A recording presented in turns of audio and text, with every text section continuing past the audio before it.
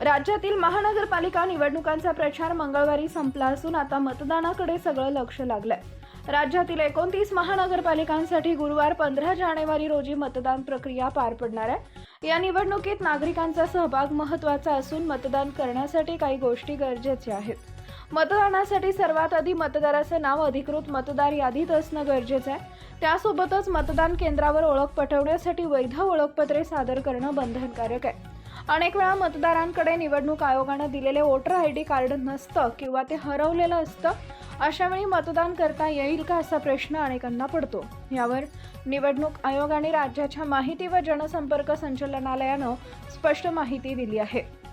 मतदार यादीत नाव असलेल्या नागरिकांची ओळख पटवण्यासाठी 12 पर्यायी छायाचित्र असलेली ओळखपत्र ग्राह्य धरली जाणार आहे। यापैकी कोणताही एक वैध दस्तऐवज मतदान केंद्रावर दाखवल्यास मतदार आपला मतदानाचा हक्क बजावू शकतो।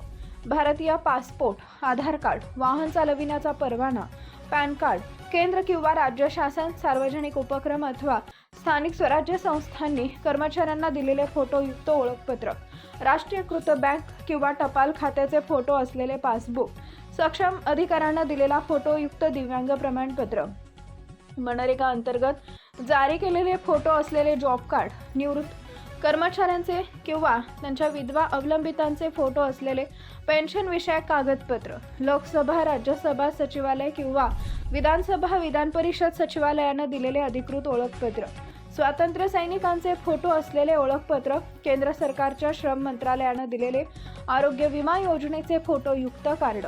अनेक मतदारांना वाटते की मागील निवडणुकीत नाव होतं म्हणजे यावेळीही असेल, मात्र निवडणूक आयोग प्रत्येक निवडणुकीपूर्वी मतदार यादी अद्ययावत करत असतो।